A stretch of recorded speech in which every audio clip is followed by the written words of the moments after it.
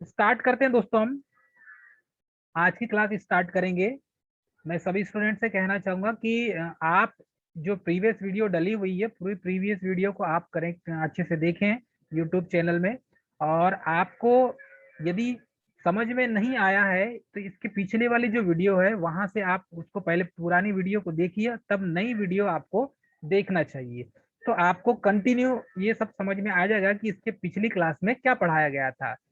तो दोस्तों मैं आप सभी को यही कहना चाहूंगा कि आप कंटिन्यू क्लास ज्वाइन करें। ठीक है, तो अब हम स्टार्ट करेंगे एनालॉग इंस्ट्रूमेंट। एनालॉग इंस्ट्रूमेंट क्या होता है? तो एनालॉग इंस्ट्रूमेंट इसके पहले वाली क्लास में हमने बताया था, एनालॉग इंस्ट्रूमेंट और डिजिटल इंस्ट्रूमेंट, ये दो प्रकार के इंस्ट्रूमेंट अभी वर्तमान समय में सबसे ज्यादा यूज किए जाते हैं। तो एनालॉग इंस्ट्रूमेंट और डिजिटल इंस्ट्रूमेंट में बहुत ज्यादा डिफरेंस है। आपको डिजिटल इंस्ट्रूमेंट जो है वो डिजिटली तरीके से आपको डिस्प्ले में उसकी रीडिंग शो होगी, जैसे कि आपके मोबाइल का डिस्प्ले। ये जो आपका मोबाइल का डिस्प्ले है वो जिसमें एलईडी लगी हुई है, एलसीडी जो डिस्प्ले है, ये इस प्रकार के जो इंस्ट्रूमेंट होते हैं जो कॉस्टली होते हैं, प्लस इनकी सेंसिटिविटी बहुत अच्छी होती है। तो according to analog instrument, digital instrument की सेंसिटिविटी अच्छी होती है, इसमें एक्यूरेसी अच्छी होती है, रीडिंग अच्छा आता है। बाकी बहुत सारे डिजिटल इंस्ट्रूमेंट हैं जो वर्तमान समय में यूज किए जा रहे हैं। यहाँ पर देखेंगे हम एनालॉग इंस्ट्रूमेंट। तो पुराना ट्रेडिशनल जो मेथड था, जो अभी भी जब आप प्रैक्टिकल करते हैं, चाहे आईटीआई का स्टूडेंट हो, चाहे पॉलिटेक्निक का, चाहे बी का स्टूडेंट हो, कोई भी ट्रेड का स्टूडेंट हो, जब आप इलेक्ट्रिकल इंस्ट्रूमेंट में जब आप प्रैक्टिकल करते हैं या इलेक्ट्रिकल कंपोनेंट को कनेक्ट करते हैं, तो बेसिकली पुराना जो पद्धति है, पुरानी पद्धति में जो एनालॉग इंस्ट्रूमेंट यूज किया जाता था, वो इंस्ट्रूमेंट जिसमें स्केल और पॉइंटर दोनों होते थे। तो ऐसे इंस्ट्रूमेंट जिसमें स्केल शो होगा और पॉइंटर, ये दोनों शो होंगे दोस्तों। तो इस प्रकार से एक पॉइंट स्केल होगा, इस स्केल में ऐसे लाइन बने होंगे दोस्तों। ठीक है, ये स्केल होगा। और दूसरा होगा यहाँ पर पॉइंटर।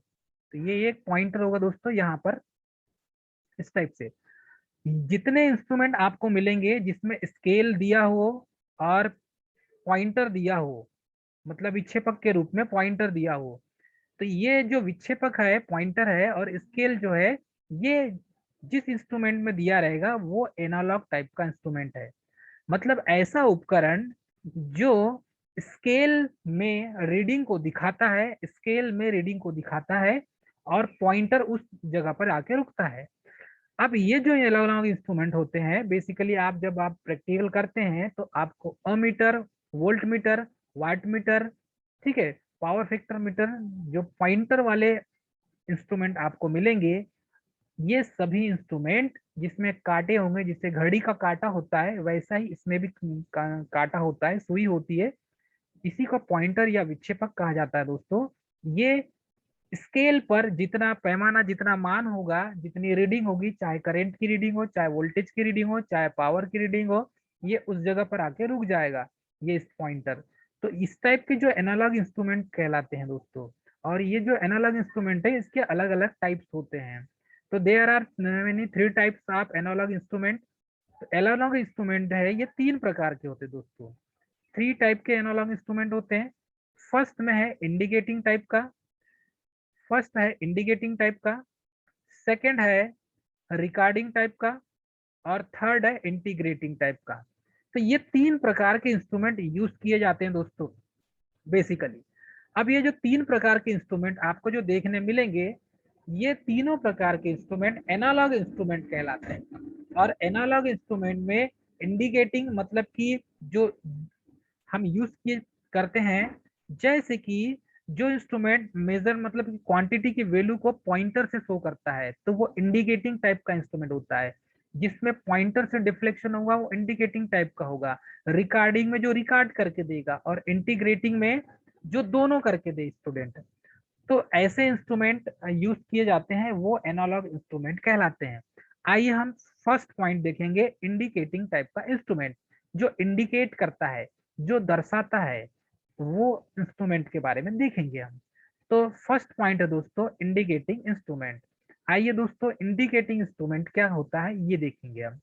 तो इंडिकेटिंग इंस्ट्रूमेंट ऐसे इंस्ट्रूमेंट होते हैं जो इंस्ट्रूमेंट मेजरमेंट क्वांटिटी की वैल्यू को पॉइंटर से शो करते हैं, मतलब पॉइंटर से उसको दर्शाते हैं। तो ये जो इंस्ट्रूमेंट कहलाएंगे ये इंडिकेटिंग टाइप के इंस्ट्रूमेंट होंगे। अर्थात ये बोल सकते हैं जिस उपकरण में पॉइंटर के द्वारा, विक्षेपक के द्वारा, यानी जो डिफ्लेक्शन होता है जिसमें, जिसे पॉइंटर या जिसे सुई कहते हैं, इस पॉइंटर के द्वारा या सुई के द्वारा दोस्तों हमें मान प्राप्त करे या हमें मान दर्शाए, तो इस पॉइंटर के द्वारा जो डिफ्लेक्शन के द्वारा इंडिकेट करता है वो इंडिकेटिंग टाइप का इंस्ट्रूमेंट कहलाता है। एक बार फिर से मैं आपको बताना चाहूंगा, ऐसा इंस्ट्रूमेंट जिसमें घड़ी के सुई के आकार पर स्केल के ऊपर किसी एक जगह पर रुके और उतना मान वो शो करे, अर्थात इंडिकेट करे, तो वो कहलाएगा इंडिकेटिंग टाइप का इंस्ट्रूमेंट। जैसे आपको मिलेगा अमीटर, वोल्टमीटर, इंस्ट्रूमेंट जो इंडिकेटिंग टाइप के इंस्ट्रूमेंट कहलाते हैं। जैसे एनालॉग टाइप अमीटर, जब हम प्रैक्टिकल करते हैं ओम्स लॉ का, अमीटर का यूज करते हैं, वोल्ट मीटर का यूज करते हैं दोस्तों। तो ये जो इंस्ट्रूमेंट कहलाते हैं इंडिकेटिंग टाइप का इंस्ट्रूमेंट। तो ये बेसिकली इन इंस्ट्रूमेंट में ammeter, volt meter, watt meter, power factor meter, ये जितने भी इंस्ट्रूमेंट होते हैं दोस्तों, ये सब आपको इंडिकेटिंग टाइप के इंस्ट्रूमेंट मिलेंगे, जिसमें सुई सामने दर्शाई होती है। अर्थात ये एक प्रकार का स्केल है, इसमें 5 खाने हो गया, ये 1 हो जाएगा, फिर यहाँ से इस टाइप से ये हो गया आपका 2, यहाँ से फिर ये हो जाएगा आपका 3, और यहाँ पर इस प्रकार से एक विक्षेपक होगा, और यह विक्षेपक आकर जिस जगह पर रुकेगा उतने एम्पियर की करंट होगी। तो ये स्केल है, और ये स्केल पर जिस जगह पर आके ये पॉइंटर रुकेगा, ये विक्षेपक रुकेगा दोस्तों, वो इंडिकेटिंग टाइप का इंस्ट्रूमेंट होगा। तो देखने में हमको समझ में आ जाएगा, जिसमें सुई जो बनी हुई है उस सुई से, पॉइंटर से हम उसको समझ सकते हैं। अब यदि मैं इसको मैं ग्राफ के रूप में आपको बताऊं तो ये किस टाइप से दिखेगा, ये इस टाइप से दिखेगा दोस्तों। देखो इसमें ये पॉइंटर है, और ये पॉइंटर जो विक्षेपक जो है दोस्तों, ये स्केल हो गया, ऊपर वाला जो है ये स्केल है, ये स्केल हो गया, ये पॉइंटर है। ठीक है स्टूडेंट, ये हो जाएगा पॉइंटर। जो स्टूडेंट अभी म्यूट नहीं किए वो म्यूट कर लें अपने आप को। ठीक है स्टूडेंट, तो बेसिकली जितने भी उपकरण अभी हमने प्रैक्टिकल के समय में यूज किए थे वो सभी इंस्ट्रूमेंट जो है एनालॉग टाइप के इंस्ट्रूमेंट है, और एनालॉग टाइप के इंस्ट्रूमेंट में फर्स्ट पॉइंट इंडिकेटिंग टाइप का इंस्ट्रूमेंट है। चाहे वो अमीटर हो, चाहे वोल्ट मीटर हो, चाहे वो वाट मीटर हो, सभी जो इंस्ट्रूमेंट है स्टूडेंट वो किस टाइप के हैं, इंडिकेटिंग टाइप के इंस्ट्रूमेंट हमने यूज किया है। डिजिटल जो इंस्ट्रूमेंट है वो अभी तक हमने यूज नहीं किया है। जो मल्टीमीटर हम यूज करते हैं वो है डिजिटल मल्टीमीटर, जिसमें 7 सेगमेंट डिस्प्ले में आपको, मतलब एलसीडी जो ऊपर वाला जो है जिसमें हमें नंबर दिखते हैं वो हो जाएगा। जैसे आपके मोबाइल का डिस्प्ले हो गया, ये एलसीडी डिस्प्ले है, तो ये डिजिटल इंस्ट्रूमेंट के अंतर्गत आ जाएगा। तो ऐसे इक्विपमेंट आपको देखने मिलेंगे, डिजिटल टाइप के इंस्ट्रूमेंट। फिलहाल हम एनालॉग टाइप के इंस्ट्रूमेंट पढ़ रहे हैं, और एनालॉग टाइप के इंस्ट्रूमेंट जो है वर्तमान समय में सबसे ज्यादा यूज किए जा रहे हैं दोस्तों। और ये ट्रेडिशनल जो तरीके से पुराने इंस्ट्रूमेंट कहलाते हैं, जो एनालॉग इंस्ट्रूमेंट है, ये पहले भी यूज किए जाते थे और अभी भी यूज किए जाते हैं दोस्तों। लेकिन इसकी जो मापन की एक्यूरेसी जो है, शुद्धता जो है, वो कम होती है, एक्चुअल रीडिंग नहीं देता दोस्तों। इसीलिए वर्तमान समय में अब सबसे ज्यादा डिजिटल इंस्ट्रूमेंट का यूज किया जाने लगा है दोस्तों। तो ammeter, volt meter, watt meter, power factor meter, ठीक है, इन मीटरों का सबसे ज्यादा जो यूज किया जा रहा है ये पुराने मीटर है, जिसे आप इंडिकेटिंग टाइप के इंस्ट्रूमेंट कहते हैं। नेक्स्ट देखेंगे दोस्तों, नेक्स्ट देखेंगे हम रिकॉर्डिंग टाइप के इंस्ट्रूमेंट। नेक्स्ट देखेंगे रिकॉर्डिंग टाइप के इंस्ट्रूमेंट।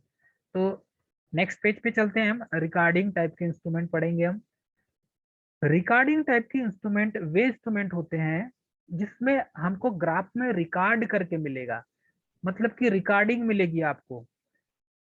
चलिए इसको, इसकी परिभाषा क्या होगी, ये परिभाषा देखते हैं इसके डेफिनेशन को।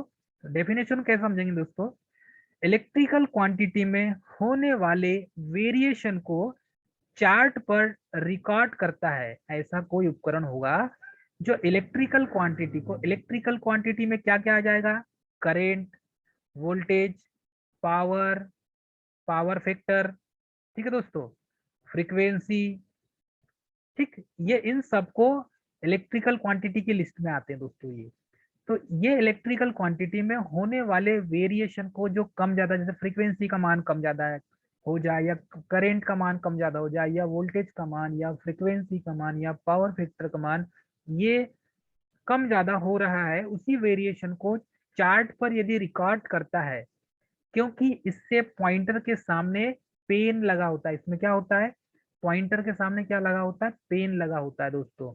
और ये पेन जो लगा होता है जिससे ग्राफ पर रिकॉर्डेड हो जाता है, मतलब कि ये ग्राफ के ऊपर रिकॉर्ड करता है दोस्तों।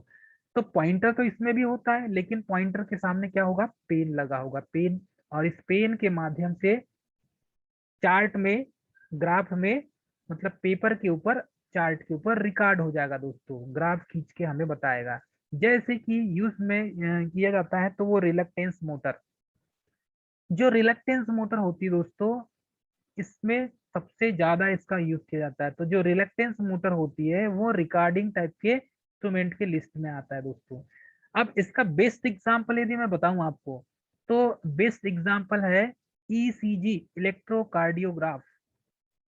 हेल्थ के लिए जब चेकअप करवाते हैं तो ईसीजी करवाते हैं, देखना बहुत से लोग ईसीजी करवाते हैं। और अब वर्तमान समय में भी कोरोना काल चल रहा है, तो बहुत से लोग इसका ईसीजी करवाते ही हैं ट्रीटमेंट। तो इसमें ईसी जो है उसका फुल फॉर्म होता है इलेक्ट्रोकार्डियोग्राफ। इलेक्ट्रोकार्डियोग्राफ, तो इलेक्ट्रोकार्डियोग्राफ जब करवाते हैं, ईसीजी करवाते हैं दोस्तों, तो ईसीजी में एक पेपर होता है। तो ये रोल आप चार्ट पेपर हो जाएगा, ये जो है ये रोल आप चार्ट पेपर, वो भी rotating at the constant speed. तो ये जो जिसमें रोल लपेटा होगा वो एक कांस्टेंट स्पीड में क्या करेगा, रोटेट करेगी वो। तो उसमें जो मोटर यूज की जाती है, ईसीजी में जो मोटर यूज की जाती है, ईसीजी इलेक्ट्रोकार्डियोग्राफ में जो मोटर यूज की जाती है दोस्तों, वो मोटर होती है रिलक्टेंस मोटर। आगे हम पढ़ेंगे रिलक्टेंस मोटर के बारे में। और ये जो रिलक्टेंस मोटर जो होती है दोस्तों, ये कांस्टेंट स्पीड में रोटेट करती है। रिलक्टेंस मोटर का यूज किया जाता है, कई बार एग्जाम में पूछा गया है कि ईसी जो करवाते हैं, ईसीजी इलेक्ट्रोकार्डियोग्राफ, इसमें कौन सी मोटर का यूज किया जाता है। तो इसमें मोटर का यूज करते हैं रिलक्टेंस मोटर। तो ये जो मोटर है ये रिलक्टेंस मोटर होगी, और इसमें क्या होगी, करंट फ्लो होगी दोस्तों। तो इसमें एक पॉइंटर लगा हुआ है। तो ये अमीटर या तो वोल्ट मीटर है, ये तो ये अमीटर होगा या वोल्ट मीटर होगा दोस्तों। तो इसमें जो पॉइंटर है, ये पॉइंटर में एक पेन लगा होगा दोस्तों, और ये पेन क्या होगा, इस ग्राफ पेपर पर ग्राफ खींच कर आपको दिखाएगा दोस्तों। तो ये हो गया रिकॉर्डिंग टाइप का इंस्ट्रूमेंट। तो ऐसा इंस्ट्रूमेंट जो होता है जो ग्राफ पेपर पर रिकॉर्ड करके दे, ग्राफ पेपर पर रिकॉर्ड करके दे, तो ये रिकॉर्डिंग टाइप का इंस्ट्रूमेंट होगा, जिसमें हमें आउटपुट के रूप में ग्राफ पेपर मिलता है। तो ईसीजी जो करवाते हैं इलेक्ट्रोकार्डियोग्राफ, यदि किसी के घर में करवाए होंगे तो आप देखना उनकी जो रिपोर्ट होगी, वो रिपोर्ट में आपको जैसे पल्स चलती है वैसे पल्स मिलेगी, इस टाइप से ऐसी पल्स मिलेगी, वो पल्स का ग्राफ उनके पास होता है दोस्तों। तो वही ईसीजी का है, होता है। ठीक है, तो ये जो सेकंड में हो गया, ये हो जाएगा रिकॉर्डिंग टाइप का इंस्ट्रूमेंट। अब हम थर्ड देखेंगे दोस्तों, इंटीग्रेटिंग टाइप का इंस्ट्रूमेंट। ठीक, थर्ड में है इंटीग्रेटिंग टाइप का इंस्ट्रूमेंट। इंटीग्रेटिंग टाइप का इंस्ट्रूमेंट देखेंगे, थर्ड पॉइंट। इंटीग्रेटिंग टाइप का इंस्ट्रूमेंट कैसा होता है दोस्तों, तो किसी निश्चित टाइम पीरियड में अमाउंट ऑफ इलेक्ट्रिक एनर्जी और क्वांटिटी ऑफ इलेक्ट्रिसिटी को मेजर करने वाला इंस्ट्रूमेंट जो होता है वो इंटीग्रेटिंग टाइप का इंस्ट्रूमेंट होता है। चलिए इसे हिंदी में समझते हैं दोस्तों। एक निश्चित टाइम, कोई टाइम जो है वो एक कांस्टेंट, मतलब कि पहले से निर्धारित टाइम पर आप किसी इलेक्ट्रिकल एनर्जी को या उसकी क्वांटिटी को, चाहे वो करंट हो, चाहे वोल्टेज हो, चाहे पावर हो, चाहे पावर फैक्टर हो, चाहे फ्रीक्वेंसी हो दोस्तों, एक निश्चित टाइम के लिए आपने उसको सेट कर दिया है, एक निश्चित टाइम पीरियड के लिए, है ना। और उस जो इलेक्ट्रिकल एनर्जी का जो मान है उसको आपको क्या करना है, मेजर करना है, मापन करना है उसका। तो मापन करने के लिए, ठीक है, जिसका जो यूज करते हैं, इस टाइप का जो इंस्ट्रूमेंट जहां पर यूज करेंगे वो हो जाएगा इंटीग्रेटिंग टाइप का इंस्ट्रूमेंट दोस्तों। जैसे कि हमारे घरों में जो यूज किया हुआ आता है एनर्जी मीटर, तो इसमें किसी निश्चित टाइम पीरियड में किसी इलेक्ट्रिकल एनर्जी को या इलेक्ट्रिसिटी को मेजर या मापन करने वाला जो इंस्ट्रूमेंट कहलाएगा, वो इंस्ट्रूमेंट जो कहलाएगा वो इंटीग्रेटिंग टाइप का होगा। इसका बेस्ट एग्जांपल है एनर्जी मीटर।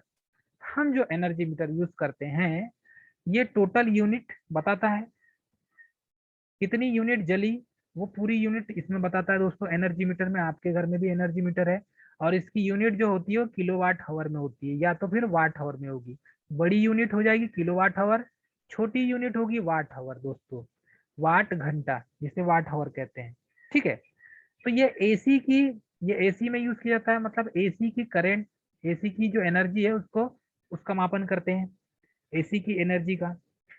यदि देखो एम्पियर आवर में क्या होता है, क्वांटिटी ऑफ इलेक्ट्रिसिटी को मेजर किया था। देखो डीसी में क्या करते हैं, इलेक्ट्रिसिटी की क्वांटिटी को मेजर करते हैं, और एसी में amount of electrical energy, AC में इलेक्ट्रिकल एनर्जी के टोटल अमाउंट को मेजर किया जाता है दोस्तों। इन दोनों में बहुत अंतर है, इन दोनों में बहुत अंतर है। चलिए इसको हम थोड़ा सा अपने शब्दों में समझते हैं। इलेक्ट्रिकल एनर्जी जो है, यदि डीसी की हो या एसी की हो, यदि डीसी की होगी दोस्तों, तो इसमें क्या करेंगे, इलेक्ट्रिकल जो एनर्जी है मेजर करने के लिए हम अपने घर में एनर्जी मीटर का यूज करते हैं। अब इस एनर्जी मीटर में हम देखेंगे, तो यदि एसी की एनर्जी आपको मापना है, तो एसी की एनर्जी में क्या मापन करते हैं, तो हम करते हैं अमाउंट ऑफ इलेक्ट्रिकल एनर्जी। तो उसकी जो अमाउंट है, टोटल अमाउंट जो है, वो इलेक्ट्रिकल एनर्जी की ज्ञात की जाती है। तो ये काम करता है एनर्जी मीटर दोस्तों। एनर्जी मीटर यही टोटल अमाउंट का मापन करता है एसी में। लेकिन यदि डीसी में देखें, तो डीसी में क्या होता है, ये एम्पियर आवर मेजर करती है, और इसमें इलेक्ट्रिसिटी की टोटल क्वांटिटी कितनी क्वांटिटी है उसको मेजर किया जाता है दोस्तों। तो एसी में हम अमाउंट को मापते हैं, टोटल अमाउंट को, और डीसी में टोटल क्वांटिटी को मापते हैं दोस्तों। इन दोनों में इतना ही अंतर है, इन दोनों पॉइंट को हमें याद रखना है दोस्तों।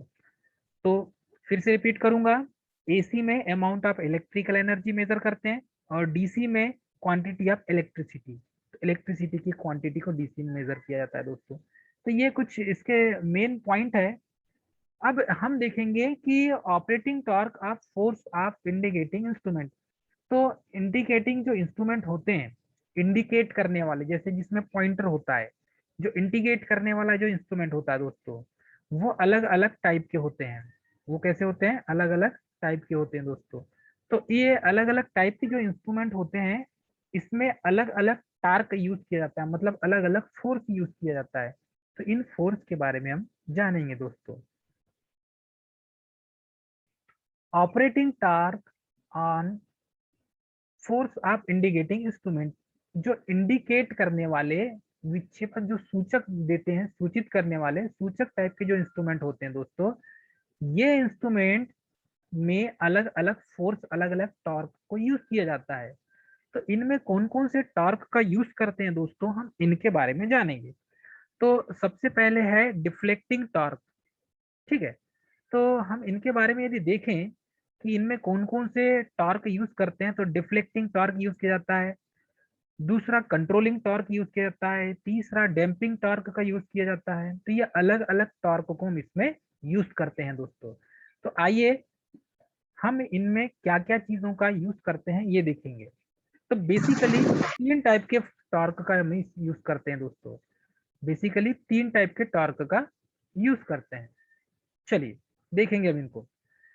इंस्ट्रूमेंट के सेटिस्फैक्ट्री ऑपरेशन के लिए, मतलब सही सही गणना करने के लिए, उसके मूविंग सिस्टम पर तीन टाइप के फोर्स अप्लाई किए जाते हैं, मतलब तीन प्रकार के बल लगाए जाते हैं। किसमें, जो उपकरण यूज कर रहे हैं जिससे करंट या वोल्टेज या पावर मेजर करना है, ऐसे उपकरणों को जब आप सर्किट में जोड़ते हैं तो उनमें 3 प्रकार के फोर्स का बल अप्लाई किया जाता है, तभी ये रीडिंग आपको देता है, और नहीं तो ये रीडिंग आपको दिखाएगा नहीं।